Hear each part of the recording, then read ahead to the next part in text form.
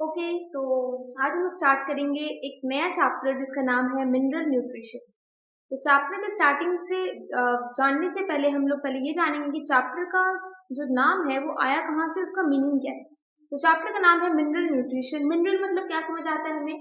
Mineral मतलब हुआ कि जो भी अर्थ की क्रस्ट से, अर्थ क्रस्ट सब कोई जानता होगा, अर्थ के अंदर एक जोन होता है जिसे हम कहते हैं अर्थ क्रस्ट। तो अर्थ के क्रस्ट से जितने भी तरह के कार्बोहाइड्रेट, लिपिड्स, फैट्स, प्रोटीन्स को छोड़कर पानी में मिलने वाले जितने भी इनऑर्गेनिक सब्सटेंस हुए, या फिर जो भी खाना में हमारे इनऑर्गेनिक सब्सटेंस मिल रहे हैं, वो जितने भी इनऑर्गेनिक सब्सटेंस हम अपने बॉडी में इंजेस्ट करते हैं, इंजेस्ट करना मतलब जितना भी बॉडी में हम इनटेक करते हैं, जितना भी बॉडी में हम अपना खाते हैं, ये सारे इनऑर्गेनिक सब्सटेंस को एक साथ हम लोग कहते हैं मिनरल्स। ऑब्वियस सी बात है, अगर उसे हम अपने बॉडी में इनटेक करें तो वो एक तरह का यूजफुल मिनरल्स ही होगा, यूजफुल इनऑर्गेनिक सब्सटेंस ही होंगे। तो अगर इनऑर्गेनिक सब्सटेंस जो यूजफुल है हमारे बॉडी के लिए, हमारे बॉडी को फंक्शन करने के लिए जरूरी है, उस तरह की इनऑर्गेनिक सब्सटेंस जिनको हम इनहेल कर रहे हैं, इनटेक कर रहे हैं, वो सारे इनऑर्गेनिक सब्सटेंस को एक साथ हम लोग क्या कहेंगे? मिनरल्स। और अगर बात करें न्यूट्रिशन की क्या मतलब होती है, न्यूट्रिशन, तो न्यूट्रिशन वर्ड आता है न्यूट्रिएंट से। तो न्यूट्रिशन जानने से पहले हमें ये जानना होगा कि न्यूट्रिएंट्स क्या है, न्यूट्रिएंट्स कैसे होते हैं, कैसे हम लोग इनटेक करते हैं, कैसे उनका डाइजेशन होता है। उसके बाद जानेंगे हम लोग कि न्यूट्रिशन होता क्या है। तो सबसे पहले अगर हम देखें यहाँ पे डेफिनेशन, डाइजेशन तो क्या लिखा हुआ है? A living organism either synthesize or collect its necessary food materials from the environment। मतलब क्या बोल रहा है? हो सकता है एक लिविंग ऑर्गेनिज्म अपना खाना हर टाइम, तो ऐसा नहीं होता कि घर में रेडीमेड बना हुआ है हम उसको खा ले रहे हैं। बहुत बार ऐसा होता है कि कोई इंसान पेड़ से फल तोड़कर खा रहा है, या फिर इनडायरेक्टली प्लांट को कंज्यूम कर रहा है। जैसे हम एनिमल्स क्या करते हैं, प्लांट को इनडायरेक्टली कंज्यूम करते हैं। अगर प्लांट की बात करें तो वो डायरेक्टली खुद का खाना खुद से बनाते हैं, लेकिन अगर इंसान की बात करें तो वो क्या करते हैं, इनडायरेक्टली प्लांट पे डिपेंड करते हैं खाना के लिए। वो चाहे नॉन वेज खाए चाहे वेज खाए, वेज खा रहे हैं तो प्लांट पे डायरेक्टली डिपेंड कर रहे हैं। लेकिन अगर वो बोले इनडायरेक्टली कैसे करेंगे, तो अगर हम लोग नॉन वेज खा रहे हैं तो वो नॉन वेज समझ लो चिकन खा रहे हैं, मीट खा रहे हैं, कुछ भी खा रहे हैं, तो वो भी तो इनडायरेक्टली अगर बात करें तो प्लांट को ही खाकर सरवाइव कर पा रहे हैं। तो उनको अगर हम लोग खा ले रहे हैं, चिकन को, मीट को, किसी भी चीज को जो इनडायरेक्टली प्लांट को खा रहे थे, तो हम बोल सकते हैं कि इनडायरेक्टली इससे हम लोग का भी बहुत फायदा है, क्योंकि हम लोग भी खाना को खा रहे हैं इनडायरेक्टली प्लांट के थ्रू ही। और हो सकता है जो वेजिटेरियन है वो प्लांट को डायरेक्टली खा ले रहे, काट के, बना के, सब्जी तोड़ के, कुछ भी। तो हो सकता है कि जो खाना हम लोग खा रहे हैं वो डायरेक्टली कंज्यूम कर रहे हो, या फिर वो इनडायरेक्टली कंज्यूम कर रहे हो, लेकिन वो मिल कहाँ से रहा है? वो मिल रहा है हमारे एनवायरनमेंट से ही। और मैक्सिमम चीज जो मिल रहा है, हम लोग जो कंज्यूम कर रहे हैं, वो कैसे फॉर्म में होता है? ऑर्गेनिक फॉर्म में होता है। इनऑर्गेनिक फॉर्म में खाना को हम लोग नहीं खा सकते, क्योंकि इनऑर्गेनिक फॉर्म में हमेशा मिनरल्स पाया जाता है जो पानी में मिलता है, खाने में नहीं। खाने में बहुत कम अमाउंट ऑफ मिनरल्स पाए जाएंगे, लेकिन सबसे ज्यादा मैक्सिमम अमाउंट अगर पूछे किस चीज का होगा, तो वो क्या चीज का होगा? वो होगा ऑर्गेनिक का, ऑर्गेनिक सब्सटेंस का। जैसे कि ग्लूकोज हो गया, कार्बोहाइड्रेट हो गया, प्रोटीन हो गया, फैट्स हो गया, ये सारे के सारे क्या है? एक तरह के ऑर्गेनिक फॉर्म है। तो ये सारे फॉर्म को हम लोग ज्यादा से ज्यादा कंज्यूम करते हैं अपने बॉडी में, ना कि इनऑर्गेनिक फॉर्म को, ना कि मिनरल्स को। मिनरल्स को भी करते हैं बट वो कम अमाउंट में करते हैं। तो यहाँ पे क्या बोल रहा है? A living organism either synthesizes or collects its necessary food from the environment। The food may be utilise directly और इनडायरेक्टली। मतलब क्या बोल रहे हैं? डायरेक्टली भी ये फूड को हम यूटिलाइज कर सकते हैं, और या फिर इनडायरेक्टली भी यूटिलाइज कर सकते हैं। जैसे कि अगर हम प्लांट पे डिपेंड करके वेजिटेरियन है तो डायरेक्टली खा रहे हैं, और अगर हम मीट और चिकन को खा रहे हैं तो फिर इनडायरेक्टली खा रहे हैं। आगे क्या बोल रहे हैं? The process involve in the conversion of the complex food into the simpler product और the product is called as a digestion. Digestion क्या है? जो खाना हम लोग बड़े बड़े फॉर्म में खा रहे हैं, ऐसा तो नहीं कि रोटी को एक ही बार में खाते हैं, उस बड़ी रोटी को खाए और एक ही बार हमारा बॉडी उस चीज को एब्जॉर्ब कर लिया, ऐसा नहीं होता। चाहे हम कार्बोहाइड्रेट्स खाएं, चाहे हम प्रोटीन खाएं, चाहे हम फैट खाएं, लिपिड खाएं, कुछ भी खाएं, वो जैसे के तैसे फॉर्म में हमारी बॉडी में एब्जॉर्ब नहीं हो सकता। तो जो खाना हम लोग खा रहे हैं पहले उसका ब्रेक डाउन करना पड़ता है। जो हम लास्ट डे तुम लोग को मेटाबॉलिज्म के बारे में बताए थे लास्ट लेक्चर में, तो मेटाबॉलिज्म के बारे में क्या बताए थे कि जो भी रिएक्शंस चल रहा है हमारी बॉडी में, तो रिएक्शंस मेनली है किस चीज का? जो भी खाना हम लोग खा रहे हैं वो रिएक्शंस के थ्रू उस चीज को छोटे छोटे ब्रेकडाउन में, छोटे छोटे पीसेस में ब्रेक डाउन कर दे रहा है। वो बड़े बड़े खाना को क्या कर रहा है? छोटे छोटे पीसेस में तोड़ दे रहा है। तो इसे ही हम लोग कह रहे थे लास्ट डे मेटाबॉलिज्म, रिएक्शंस बोल रहे थे। तो अब बोलेंगे डाइजेशन क्या है? डाइजेशन एक ऐसा प्रोसेस है जिसकी वजह से हम लोग जो भी बोले तो मैक्रोमोलिक्यूल्स, मैक्रोमोलिक्यूल्स मतलब बड़े बड़े पीसेस में जो हम लोग खाना को खा रहे हैं, उसे छोटे छोटे पीसेस में जो कि एक एब्जॉर्बेबल फॉर्म में कन्वर्ट किया जा सके, उस फॉर्म में कन्वर्ट करने के बाद उसको तोड़ दिया जाता है, जिसकी वजह से हमारा बॉडी उसको इजीली अपटेक कर लेता है, सेल्स अपटेक इजीली कर लेते हैं। मतलब हम लोगों ने सेल चैप्टर में जैसे पढ़ा है कि सेल को खाना पानी को एब्जॉर्ब करने के लिए बहुत छोटे छोटे फॉर्म में होना पड़ेगा, वरना अगर वो हम लोग सेल तो बहुत छोटा है ना, उसको किसी चीज को एब्जॉर्ब करने के लिए क्या करना होगा, उसे अपने साइज का सब्सटेंस भी मिलना पड़ेगा। अगर अपने साइज का चीज नहीं मिलेगा तो वो बड़े बड़े चीजों को कैसे एब्जॉर्ब कर पाएगा। सेम उसी तरह से अगर हम बड़े बड़े मैक्रोमोलिक्यूल्स का ब्रेकडाउन हमारे बॉडी में छोटे छोटे पार्ट्स में हो जा रहा है, जिसकी वजह से इजीली सेल्स जिसको जरूरत है खाना का, वो इजीली उस चीज को अपटेक कर पा रहा है, इजीली उस चीज को ले रहा है खाना को, तो उस प्रोसेस को हम लोग कहेंगे डाइजेशन। डाइजेशन क्या है? It is a process through which the macromolecules like carbohydrate, protein, fat are easily broken down into the simpler forms. और ये सिंपलर फॉर्म्स में जो ब्रेक डाउन हुआ उससे इजीली क्या करेगा, सेल्स अपटेक कर लेगा। अपटेक मतलब सेल्स उसे इजीली अपने अंदर ले लेगा। आगे बोले तो आगे क्या लिखा है, in addition to the energy yielding food like the carbohydrates, proteins and fats, the minerals, vitamin and water are also required for the various life process। जैसे कि मैंने कहा कि ऑर्गेनिक पार्ट के अंदर क्या क्या आता है, कार्बोहाइड्रेट, प्रोटीन, लिपिड्स, फैट्स, ये सब।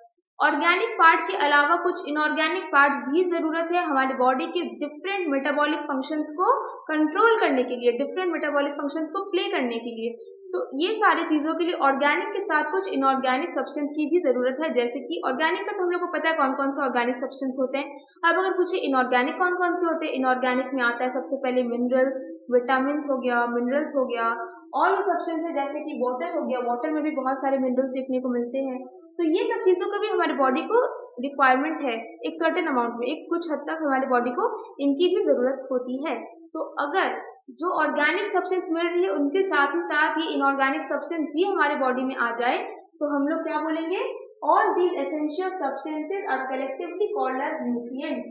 तो ये सारे एसेंशियल सब्सटेंस जिनकी बॉडी को जरूरत है डिफरेंट फंक्शंस को प्ले करने के लिए, अपने सारा फंक्शंस को करने के लिए, ये जितने भी तरह के डाइवर्स न्यूट्रिएंट्स की जरूरत है, जितने डाइवर्स ऑर्गेनिक और इनऑर्गेनिक सब्सटेंसेस की जरूरत है, ये सारे सब्सटेंस को एक साथ हम लोग क्या बोलेंगे, न्यूट्रिएंट्स। अब न्यूट्रिएंट्स के बारे में जानेंगे तो हम जानेंगे न्यूट्रिशन क्या है। The process which involves ingestion and digestion of the food materials and after that absorption and finally assimilation of the absorbed food is called the nutrition. मतलब क्या है न्यूट्रिशन? सबसे पहला स्टेप अगर न्यूट्रिशन को स्टेप्स में तोड़ दे तो सबसे पहला स्टेप होता है न्यूट्रिशन का इंजेशन। इंजेशन मतलब क्या होगा कि खाना को जब हम अपने मुंह में खा ले रहे हैं, खाने को जो सबसे पहला स्टेप होता है हमारा डाइजेशन का, न्यूट्रिशन का जो सबसे पहला स्टेप होता है वो होता है इंजेशन। इंजेशन मतलब जब खाना को हम लोग सीधा मुंह में डाल रहे हैं और उसका इंटेक कर रहे हैं, उसको हम लोग बोलेंगे इंजेशन।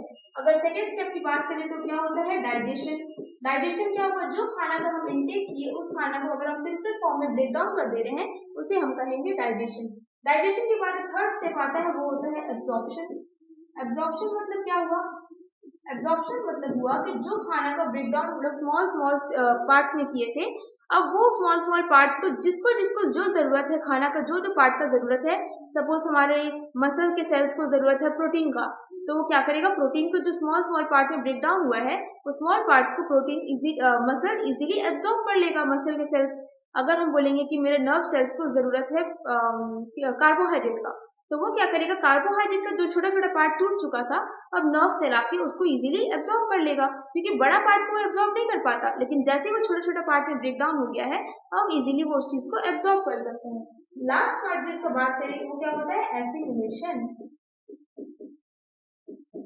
एसिमिलेशन मतलब क्या हुआ, एसिमिलेशन मतलब ये हुआ कि जिसको जो एब्जॉर्ब करना था वो तो एब्जॉर्ब कर लिया, अब एब्जॉर्ब करने के बाद हो सकता है कि वो बॉडी को एब्जॉर्ब करने के बाद उस चीज का कुछ एब्जॉर्ब करने के पीछे कुछ तो रीजन रहा होगा। हमको अगर प्रोटीन चाहिए तो इसका रीजन कुछ तो होगा, प्रोटीन लेकर हमको हो सकता है कि मसल्स को प्रोटीन चाहिए क्योंकि मसल्स को अभी बहुत ज्यादा काम करना है, बहुत ज्यादा सामान उठाना है, बहुत ज्यादा किसी को मार पीट करना है, कुछ भी करना है, तो अगर मसल्स को किसी चीज की जरूरत होगी तभी वो चीज को अपटेक कर रहा है। तो एब्जॉर्प्शन के बाद जो एसिमिलेशन वाला स्टेप होता है उसका मतलब ये हुआ कि जैसे ही सेल्स वहां से प्रोटीन को एब्जॉर्ब कर लिया, अब वो प्रोटीन की वजह से जो फंक्शन उसको करना है, जो भी काम उसको करना है वो काम करेगा, और साथ में जितना एब्जॉर्प्शन के बाद जो चीज बच गया, अनडाइजेस्टेड बच गया, मतलब जिस चीज को कोई एब्जॉर्ब नहीं करेगा, जो एक वेस्टफुल प्रोडक्ट निकला, वो वेस्टफुल प्रोडक्ट फिर बाहर जाके एक्सक्रीट आउट हो जाएगा। एक्सक्रीट आउट मतलब समझ में आ गया होगा, मतलब बाहर हमारे बॉडी से इजेक्ट होना। यहाँ पे खाना को हम लोग इंजेक्ट कर रहे थे, मतलब इंजेस्ट कर रहे थे, मतलब इनटेक कर रहे थे, अंदर ले रहे थे। सिर्फ उसी तरह से जो भी वेस्ट प्रोडक्ट बचेगा एब्जॉर्प्शन के बाद, एसिमिलेशन के टाइम में, जिसे हमारा बॉडी एब्जॉर्ब नहीं कर पाया, उसे लास्ट में फिर क्या किया जाएगा, एक्सक्रीट आउट कर दिया जाएगा।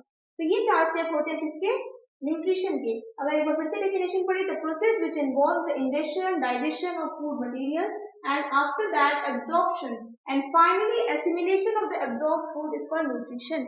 मतलब लास्ट स्टेप जो है एसिमिलेशन, जो खाना हम लोग खा रहे हैं जिसे हमारा बॉडी एब्जॉर्ब कर चुका है, उसके बाद उससे जो भी फंक्शन उस बॉडी के पार्ट को करना है वो काम वो कर रहा है, इस पूरे प्रोसेस को हम लोग कहेंगे क्या, न्यूट्रिशन। तो मिनरल न्यूट्रिशन का मतलब समझ में आ गया होगा। नेक्स्ट देखते हैं यहाँ पे क्या लिखा है, what are nutrients, the organic and the inorganic materials which the living organism collects from the nature to perform all the fundamental activities of the body are called as the nutrients. Nutrients क्या है, nutrients अगर फिर से बताया क्या है, the organic and the inorganic form, दोनों को मिला दिया जाए तो बॉडी को तो सब कुछ की जरूरत है, ऑर्गेनिक फॉर्म की भी जरूरत है, इनऑर्गेनिक फॉर्म की भी जरूरत है। बोल सकते हैं कि किसी चीज को वो ज्यादा अमाउंट में चाहिए, किसी चीज को कम अमाउंट में चाहिए, लेकिन जरूरत तो दोनों चीज की ही है। तो अगर दोनों चीज की जरूरत बॉडी को है, तो अगर हम कंबाइंड फॉर्म में बोले, ऑर्गेनिक और इनऑर्गेनिक दोनों का जो कंबाइंड फॉर्म होता है, उसको जो बॉडी इनटेक कर रहा है, इसको एक साथ हम लोग क्या कहेंगे, न्यूट्रिशन। तो अगर बोले न्यूट्रिशन क्या है, organic and inorganic material which the living organism collects from the nature, जो ऑर्गेनिक और इनऑर्गेनिक फॉर्म दोनों को नेचर से जो बॉडी कलेक्ट कर रहा है, इसको एक साथ हम लोग क्या बोलेंगे, न्यूट्रिशन। नेक्स्ट अगर बोले क्या लिखा है, all nutrients which are collected by the living organism from their surroundings are not considered as the food. हर एक चीज जो हमारा बॉडी सराउंडिंग से, एनवायरनमेंट से एब्जॉर्ब कर रहा है, उसे हम फूड नहीं कहेंगे, क्योंकि जो भी बॉडी एब्जॉर्ब कर रहा है जरूरी नहीं है कि वो हमारे बॉडी के लिए एसेंशियल न्यूट्रिएंट ही हो, एसेंशियल मटेरियल्स ही हो। कुछ एसेंशियल भी हो सकता है, कुछ नॉन एसेंशियल भी हो सकता है। तो जो भी एसेंशियल चीज बॉडी एब्जॉर्ब कर रहा है उसे हम फूड कहेंगे, बाकी को फूड नहीं कहेंगे। Nutrients do not require digestion, nutrients जो होता है उन्हें डाइजेस्ट करने की जरूरत नहीं होती, क्योंकि न्यूट्रिएंट्स जो होती है ऑर्गेनिक और इनऑर्गेनिक फॉर्म, वो ऑलरेडी उसी फॉर्म में हम एब्जॉर्ब करते हैं जिस फॉर्म में हमारा बॉडी उस चीज को इनटेक करके एब्जॉर्ब कर ले। उसी फॉर्म में हमारा बॉडी उस चीज को इनटेक करेगा जिस फॉर्म में हमारा बॉडी का सेल्स उस चीज को अपटेक कर ले, मतलब जिस फॉर्म में सेल उस चीज को अपने अंदर रख ले, उसी फॉर्म में हम न्यूट्रिएंट्स का इनटेक करते हैं। क्या बोल रहे थे, the essential substance like the minerals, vitamins and water are collectively called as the nutrients. इसके बारे में पहले ही जान लिए। व्हाट इज न्यूट्रिशन, डेफिनेशन की बात करेंगे, nutrition is the combination of the process by which the living organism receives and utilizes the materials necessary for the maintenance of the function of its function and for the growth and the renewal of its component। मतलब nutrition की बात करें, nutrition क्या है, already nutrition के 4 steps हम लोग जान चुके हैं। सबसे पहले था इंजेशन, फिर था डाइजेशन, उसके बाद था एब्जॉर्प्शन और उसके बाद था एसिमिलेशन। तो जितने भी कंबाइंड फॉर्म में सारे न्यूट्रिएंट्स को हमारा बॉडी इनटेक कर रहा है और उसके बाद जिनका जो फंक्शन है उस चीज को वो फंक्शन प्ले भी कर रहा है, ये पूरे कंबाइंड प्रोसेस को हम लोग क्या कहेंगे, पूरे प्रोसेस को हम लोग कहेंगे न्यूट्रिशन। तो आज के लिए इतना ही। नेक्स्ट लेक्चर में हम लोग जानेंगे कि इसका क्या क्या फंक्शन है, क्या क्या बॉडी में काम करता है। तो उसके लिए नेक्स्ट लेक्चर देखिएगा जरूर। Thank you.